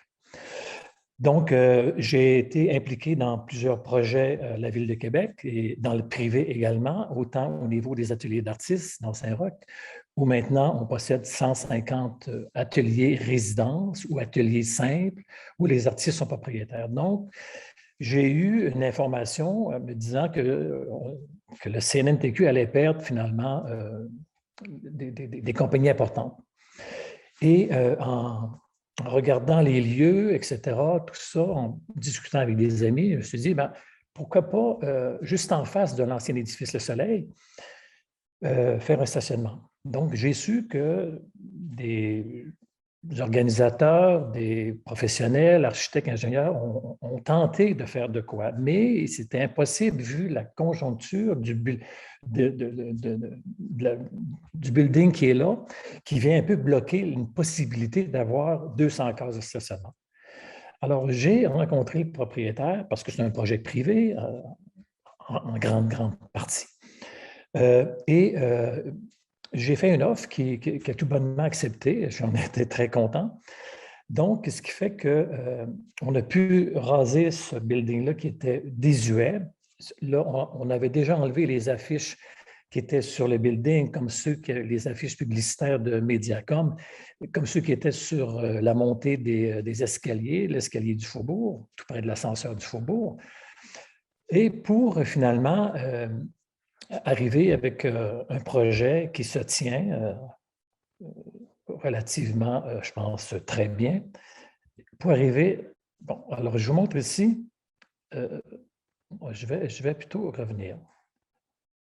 Je vous montre ici, alors c'est devenu ce projet qui comporte 36 unités de logement, 5 espaces commerciaux qui sont des ateliers d'artistes, et l'espace où on voit les feuilles d'acier, l'acier intempérique, l'acier Corten, qui contient 202 cases de stationnement sur le nombre d'étages, c'est-à-dire sur 4 étages. Le rez-de-chaussée étant aussi une partie en avancée en atelier et derrière également le stationnement. Alors, pour y arriver, bien sûr, alors on voit ici ce building-là. Je reviens un peu de face parce que j'ai une vue également qui va vous montrer ce que c'est devenu en façade de ce côté-là. Alors, ce building-là, juste avant qu'on commence les travaux en hiver pour la démolition, avec une quarantaine d'artistes, on a envahi le lieu, parce que comme j'en étais le propriétaire, et chaque artiste avait carte blanche pour réaliser une œuvre éphémère qui a duré un mois avant qu'on démolisse. Ça fut un moment assez intense finalement, donc, mais drôlement intéressant. Alors, c'était une fête artistique assez exceptionnelle. Puis, pour revenir finalement à cette image-là qui remplace ce que vous venez de voir tout à l'heure, ce que c'était avant. Donc, on a progressé dans cette approche-là. Mais pour vous montrer comment je travaille, alors ça, c'est la maquette qui est en partie des éléments de carton parce que c'est plus flexible pour donner les courbes sur l'acier Corten, et tout le reste est en bois de contreplaqué, etc. Donc, pour moi, c'est important en tant qu'artiste parce que je travaille beaucoup aussi en art public avec la Banque du 1% et aussi beaucoup avec des projets avec le privé. Celui-ci, c'est avec l'entreprise privée. Tout ça pour dire que c'est important de comprendre, pour moi, à partir de ces éléments-là, comment, entre autres, je pense au vent, par exemple, les vents dominants qui arrivent de l'ouest, comment réaliser pour le donneur d'ouvrage, qui était la société en commandite Le Soleil, la nécessité d'avoir un stationnement, puis bon, eux, ils l'ont accepté parce qu'il n'y avait aucun élément de ventilation sur le toit, tout à fait, absolument rien.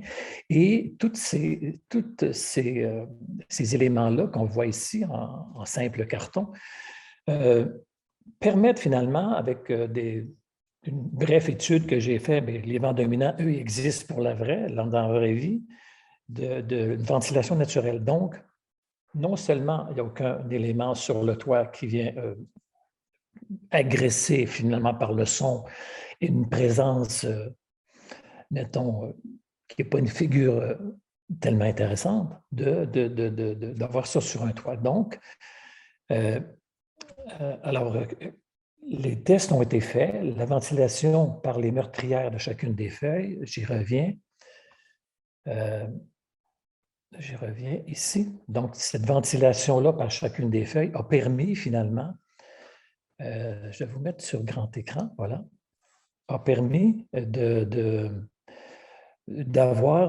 faire ce choix judicieux qu'il n'y aurait aucune ventilation dans la partie du stationnement. Et en continuant, alors je reviens, excusez, c'est mon petit doigt qui bouge. Bref. Donc, on voit ici au début, on est un début de végétation parce que je voulais également qu'on ait une végétation importante comme on voulait pratiquement rien planter au sol parce que le boulevard Dorchester qui monte sur la côte de Bran ne permettait pas beaucoup d'espace, que j'ai réussi à en trouver juste au rez-de-chaussée un peu. Alors voilà, ici, on voit maintenant la partie basse qui longe le trottoir. Excusez. Et de plus en plus, on envahit l'espace. Que le projet qu'on a nommé finalement, oui, la falaise apprivoisée, parce que ça n'a pas été de tout repos de faire accepter, d'une part, les gens de la rue qui est juste en haut, vous allez voir des images tout à l'heure, mais également aussi de la part de la ville qu'il y aurait un projet majeur à cet endroit-là. Donc, il y a des règles précises qu'on ne peut pas construire à 20 mètres d'un boulevard parce qu'il y a une falaise, mais comme j'avais un droit acquis de l'édifice qui était là avant, j'ai pu avoir la permission de construire sur ce droit acquis et convaincre finalement la Ville de Québec d'embarquer dans ce super projet. Donc, tout ce projet-là a été travaillé avec un artiste qui est moi dans ce projet-là, mais aussi avec une équipe d'ingénieurs, d'architectes, entre autres PMA, qui était à l'époque Gerpatec, PMA Architecte de Pierre Martin. Donc, il y a eu cette complicité-là, mais aussi un désir profond comme artiste, en fait, pour ma part, de travailler en amont. Parce que de travailler en amont, il y a des économies incroyables qu'on peut faire. Parce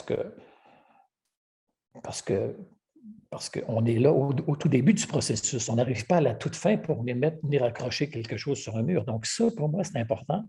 Mais aussi d'avoir tous ces éléments-là de végétation, de ventilation naturelle à cause de ce type de feuilles d'acier-là qui font chacune à peu près 5 pieds par 30 pieds en chevauchement, donc qui donnent un mouvement intéressant dans la forme. On voit ici encore les détails de végétation. Et au fil des discussions, on s'est dit, bien, c'est un projet d'architecture, mais c'est un projet aussi d'archi-sculpture, d'architecture, et aussi d'archi-nature. Je vous dis l'archi-nature parce qu'un jour, je l'espère, on verra peut-être même plus les feuilles d'acier. On va voir que la végétation. Alors ça, je le souhaite grandement pour encore augmenter cette présence de la nature au cœur de Saint-Roch à Québec. Alors ça, on voit ici sur une autre des parties qui est juste à côté de l'ascenseur du Faubourg et des escaliers du Faubourg, la végétation qui gagne de plus en plus. Si on parle des photos qui datent de 2018, et on voit au sol également de la végétation des arbres qui commencent à sortir du sol parce que le sol à cet endroit-là est impossible. Et bien sûr, il y a eu le traitement que j'ai aussi donné sur les différents étages en végétation pour finalement aller chercher encore plus au niveau des possibilités d'aménagement, comme par exemple ce que vous voyez sur cette image, de la végétation qui passe à travers les feuilles. Donc oui, j'y crois que dans quelques années, on verra peut-être même plus ces feuilles d'acier qui sont pour moi magnifiques. Alors, on voit ici cette partie-là du toit, dont la rue dont je vous parlais au tout début. Alors, cette rue-là, ils ont une vue imprenable, les gens qui vivent sur la rue Saint-Royal, sur un toit végétal qui fait 11 000 pieds carrés, c'est tout petit début et maintenant qui est devenu ce qu'on voit, le champ de blé comme les cultivateurs de l'île d'Orléans où j'ai acheté les graines de blé et d'avoine. Donc, et ça a été comme ça pendant plusieurs années dans les débuts. Et puis, il y a eu une contamination de d'autres oiseaux qui sont venus butiner finalement. Il y a une mixité drôlement intéressante, comme il y a une mixité des fonctions à la fois de stationnement, de logement et d'atelier d'artistes dans ce projet. Alors, on voit ici sur cet acier toujours, comme début d'hiver, les restes de ce qui s'est agrippé comme vigne dans le parcours, mais aussi comment ce type d'acier répond bien à différentes qualités. Autant quand il pleut, c'est une couleur. Quand il y a de la neige, vous voyez, ça colle dessus. Donc, c'est comme, pour moi, des éléments intéressants en tant que sculpteur. Et de prendre conscience finalement de l'importance dans un cœur de ville. Je situe bien ce projet-là dans Saint-Roch, qui finalement avait peu d'espace pour cette quantité d'autos. Donc, et de plus en plus, dans tout le quartier Saint-Roch, il n'y en a pratiquement plus d'espace où on peut laisser libre son auto comme ça dans un stationnement public. Pourquoi? Parce que le développement est de plus en plus accentué, de plus en plus présent au cœur de Saint-Roch, que ce soit l'INRS, l'Institut national de recherche scientifique, que ce soit la TELUC, l'Université de Laval, la partie d'École des arts visuels également. Donc, tout ça fait que ça crée une dynamique intéressante. Alors, je vous montre ici, dans les étages de stationnement, cette plaque de béton, ça se trouve être le plafond d'un des étages. Alors, ces plafonds, ils sont avec une membrane particulière, vont emmener 30% d'économie au niveau électrique. Je vous en montre une autre ici.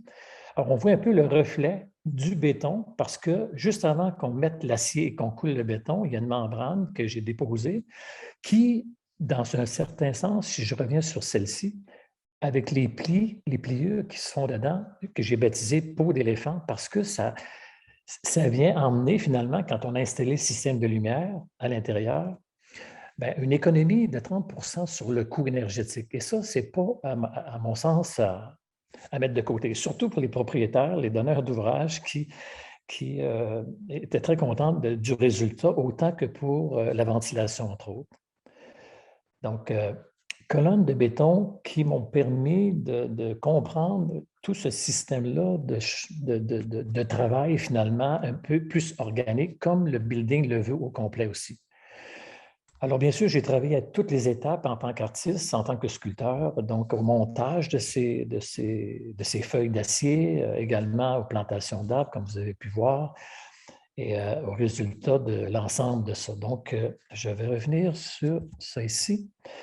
Alors, ça a été un travail assez exceptionnel pour un cœur de ville, un endroit aussi précis, aussi, si on veut, je dirais, congestionné. Quand on pense à la rencontre de la côte d'Orchester et celle qui descend la couronne, le peu d'espace qu'on avait pour le faire, mais on a réussi à y faire un projet qui est une envergure qui a pu satisfaire l'ensemble des citoyens du privé qui ont leur bureau juste en face ou ceux qui sont aussi de l'INRS qui viennent stationner dans ces espaces-là. Donc, ça a permis un résultat, je pense, audacieux au départ. Ça a été comme, je dirais, controversé, et même très controversé, parce que, premièrement, ce type d'acier-là, on ne le voit pas souvent, et encore moins dans un édifice aussi avec d'une telle ampleur. Donc, c'est ce que moi, je peux apporter en tant qu'éco-responsable, de voir ce champ de blé ou de voir maintenant ces graminées-là qui se sont multipliées avec d'autres plantations naturelles, finalement, parce qu'on est collé sur la falaise. Alors, je reviens sur celle-là ici. Donc, le tout début, les prémices, finalement. Donc, pour les gens qui descendent de la rue de quartier Saint-Jean-Baptiste, la première chose qu'ils voient, c'est le toit. Alors, on peut remarquer ici que tous ces espaces-là qui donnent sur la falaise, c'est une ventilation naturelle. Et ça, c'est un défi auquel je suis très fier d'avoir sur ce champ aucune ventilation, aucun bruit, autant pour l'œil que pour le son. Bref, ça vient marquer de très bien ce parcours. Alors voilà, je termine en vous disant en vous souhaitant que finalement, une longue vie à l'éco-responsable. Et voilà, je termine sur cette image, celle-ci. Merci. Merci beaucoup, Monsieur Cousineau. Un travail vraiment formidable. C'est vraiment magnifique à regarder. Ouais, merci bien. Vous allez pouvoir arrêter le partage d'écran, puis on va passer rapidement une courte période de questions. Peut-être avant de passer la parole à des personnes qui nous suivent aujourd'hui. Je pense qu'il y avait beaucoup de questions qui étaient revenues dans le chat, notamment pour, je pense que ça va plus cibler particulièrement Jérémy William puis Claude Poirier, au sujet du pavé alvéolé et des pavés de béton drainants. Beaucoup se sont interrogés un peu sur l'entretien que ça demandait, puis surtout aussi tout le volet de l'hiver et du déneigement. C'est souvent des questions qui reviennent, savoir un peu comment ça vieillit, est-ce qu'il y a un entretien particulier, le déglaçage, le déneigement. Donc, je pense, si vous pouviez nous éclairer un petit peu sur ces questions-là. Poirier, voulez-vous commencer? Ou, OK, je vais. Vas-y. Parfait. Ben, pour ma part, oui, effectivement, j'ai vu les questions défiler. Là, donc, concernant l'entretien, j'en avais glissé un mot, là, nous, concernant l'entretien en termes, en dehors des périodes hivernales. Naturellement, nous, ce que je lui disais, c'est que ça exigeait une replantation à chaque année. Donc, effectivement, c'est un petit inconvénient par rapport à ça. C'est-à-dire qu'à chaque printemps, il faut replanter la verdure pour qu'elle puisse pousser. Au niveau du déneigement en période hivernale, nous, de notre côté, ça ne semble pas avoir été un enjeu. La façon dont les pavés alvéoles ont été faits, ça se déneige assez bien. Concernant le salage, par contre, je ne suis pas certain si on procède au salage justement pour éviter là, que ça se retrouve dans le matériel en dessous là, du pavé alvéole, puis qu'on retrouve des problèmes l'année subséquente. Mais moi, je n'ai pas eu écho qu'il y a eu un problème au niveau du déneigement là, de notre côté à la ville de Pittsfield. Fait que c'est un peu ça. Là, je ne sais pas si vous voulez renchérir sur quelque chose, là, M. Poirier, par rapport à ça. Bien, nous, de notre côté, pour le volet déneigement, c'est le RTL qui s'en occupe, mais les détails qu'on a pour l'instant, il n'y a pas eu de problématique. Il n'y a pas de sel déglaçant qui sont utilisés. Les 2 derniers hivers, je pense qu'ils n'en ont pas mis. Et pour ce qui est du déneigement, je sais qu'ils ont spécifié que c'était une lame de Teflon pour limiter les impacts, d'endommager le pavé drainant. Et la neige est entreposée la journée même d'une tempête et est enlevée la nuit. Donc, la neige n'est pas accumulée là, pour des périodes de long terme. Donc, pour l'instant, on n'a pas eu d'écho que c'était problématique, là, le pavé drainant pour. La seule chose qu'on a, c'est qu'étant donné que l'alvéolé, il n'y a rien qui pousse. C'est très difficile de faire pousser le. Donc, c'est pour ça qu'on ne l'avait pas recommandé, mais il est là. Parfait. Ben, merci beaucoup pour ces précisions. Puis, je vais prendre quelques questions. Il y a des personnes qui ont levé la main dans le chat. Donc, peut-être commencer par Irina Malseva. Si vous voulez prendre la parole pour poser votre question, vous pouvez activer votre micro et poser votre question. Bonjour tout le monde. J'avais une petite question concernant largeur, les dimensionnements des bassins de biorétention. Est-ce qu'on peut, de votre part, avoir des détails, des sketchs qui étaient développés au cours des années durant la réalisation de vos projets? Est-ce qu'il y avait des limites? Je sais qu'il y avait au fond comme 600 mm de large minimum qu'on devrait avoir, les pentes qu'on devrait respecter selon les guides, mais peut-être vous avez abordé l'autre aspect particulier pour développer vos bassins de biorétention. Voilà ma question. Ouais, je peux peut-être commencer par répondre. De notre côté, ça a été fait quand même il y a quelques années avant que la norme existe, parce qu'en biorétention, il y a une norme de conception, une norme canadienne qui existe. Si vous ne la connaissez pas, je vous invite à aller la regarder. Donc, qui pouvait orienter, qui était un peu aussi basée sur ce qui est disponible dans le guide. Donc, de conception. Je pense que de notre côté, c'était ça qui était à la base de la conception de nos éléments de biorétention. Je ne sais pas si Claude aussi. Bien, juste peut-être pour le volet rétention, nous, on a un bassin de rétention de 600 mètres cubes, mais ce bassin-là a été conçu là, avec un taux de rejet de 8 litres secondes par hectare pour une récurrence de, je pense que c'est 100 ans qu'on avait utilisé ou 50 ans. Mais ce bassin-là est là juste au cas où, exemple, dans 20, 30, 40 ans, où tout le système est colmaté et plus rien passe par une question, on va dire, les pavés drainants ne fonctionnent plus bien, il n'y a plus beaucoup de percolation, les nous sont bloqués ou en hiver, un gros redout. Fait qu'on a un double système où on a quand même des puisards dans le stationnement.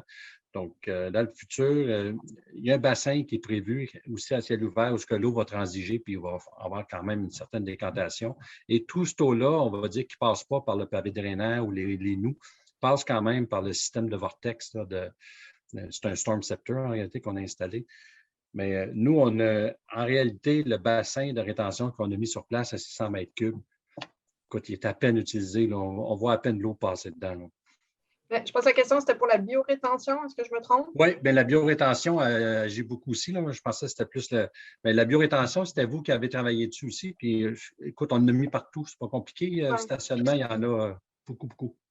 Ben, oui, parce que dans le fond, c'est d'utiliser les îlots de stationnement pour les transformer en îlots de biorétention. La conception est en fait assez différente entre le projet de la Cité de la Santé que le projet de Montarville par le fait qu'il y a du pavé drainant. Donc, la conception générale est différente, mais permet quand même de faire bénéficier des eaux de ruissellement aux arbres et aux éléments de plantation là, qui sont en place. D'où le commentaire de Claude de dire que les arbres, ça pousse vite dans ces endroits-là. Très vite. Merci beaucoup. Une autre personne pour une autre question, Diego Andrés Robayo. Si vous souhaitez prendre la parole pour poser votre question. Oui, bonjour, vous m'entendez? Oui. Oh, parfait. Merci. Oui, la question est pour M. Poirier, le stationnement éco-responsable à Boucherville. On se demandait les enregistrements, les débits qui sortent du projet et les enregistrements de ces données-là. Est-ce que vous les avez déjà? Qu'est-ce que ça a donné comme résultat? Je crois que vous visiez un 80% de réduction des débits de pointe, peut-être, des débits sortant du site. Donc, on était curieux de voir les données, puis le monitoring, si on veut, du projet par la suite à travers ces données-là. Merci. Oui, bien, le monitoring a commencé l'année passée, donc c'est quand même récent. On en a pour 2 autres années complètes. Et à date, on a juste des résultats préliminaires. Là. On n'a pas le volet qualité, mais exemple, depuis 1 an, on a juste eu 2 événements qui avaient une période de retour supérieure à 2 ans. Et c'est pas compliqué. Les débits de pointe, il y a eu une réduction de 94 et de 89 pour ces 2 événements de pluie. Donc, mais c'est pas compliqué. Je pense que tout ce qui se fait là, en gestion des eaux pluviales, on l'a mis sur place. C'est vraiment un beau projet, un beau site d'essai, comme on pourrait dire. C'est pour ça qu'on est allé avec l'INRS pour faire un suivi de 3 ans. Et on va peut-être même continuer par la suite, mais on voit là, que c'est très, très, très efficace, les mesures qui ont été mises en place. Merci beaucoup. On va prendre une dernière question. Monsieur Stéphane Pivas, vous pouvez poser votre question. Oui, bonjour, merci. Félicitations aux présentateurs. Ça a été vraiment génial de voir ces 2 projets. J'avais une petite question, étant donné que nous représentons Transparatif Québec, on se demandait au niveau, en fait, la question s'adresse au Conseil régional en environnement. Dans vos critères de sélection pour évaluer les projets, est-ce qu'il y a un ratio à respecter au niveau des emplacements pour vélo par rapport aux emplacements pour voiture? On parle également de stationnement sécurisé ou abri vélo sécurisé pour le stationnement. Parce que si ce n'est pas le cas, est-ce que vous prévoyez le faire? Merci. Merci. Au niveau des critères pour les supports à vélo, c'est sûr que ça va vraiment dépendre souvent du projet, des besoins, etc. Donc, on ne fixe pas forcément un ratio particulier, mais on s'appuie quand même un peu sur des données, par exemple, comme Vélo Québec, qui propose certains ratios minimums qu'on devrait retrouver selon différents usages, etc. Donc, on n'impose pas un ratio particulier dans les critères, mais on va quand même regarder c'est quoi le ratio qui a été mis, la quantité de support à vélo par rapport au par modal, à l'utilisation, la localisation du projet aussi, puis s'appuyer sur les chiffres que propose Vélo Québec. Merci beaucoup. Bien, je pense que ça met fin à notre webinaire sur stationnement éco-responsable. Un grand merci à Monsieur Cousineau, Monsieur Poirier, Madame Glorieux et Monsieur William pour ces magnifiques présentations. J'espère que ça vous a inspiré, que vous avez vraiment aimé ces projets-là. Un grand merci à toutes et tous d'avoir été présents ce matin. Vous allez pouvoir retrouver dans les prochains jours l'enregistrement du webinaire sur le site web stationnement-éco-responsable.com, que je vous invite d'ailleurs à aller visiter. Puis n'hésitez pas, si jamais vous avez des projets de stationnement à aménager ou réaménager, si vous voulez faire évoluer votre réglementation municipale ou même en savoir un peu plus, vous n'avez pas forcément un projet actuellement, mais vous souhaitez en savoir un peu plus sur les critères, l'attestation, etc., n'hésitez pas à contacter les différents chargés de projet des 5 régions, donc Montréal, Laval, Montérégie, Centre du Québec et Capitale-Nationale. Merci beaucoup et bonne journée à toutes et tous. Merci tout le monde. Au revoir, merci. Au revoir. Au revoir tout le monde.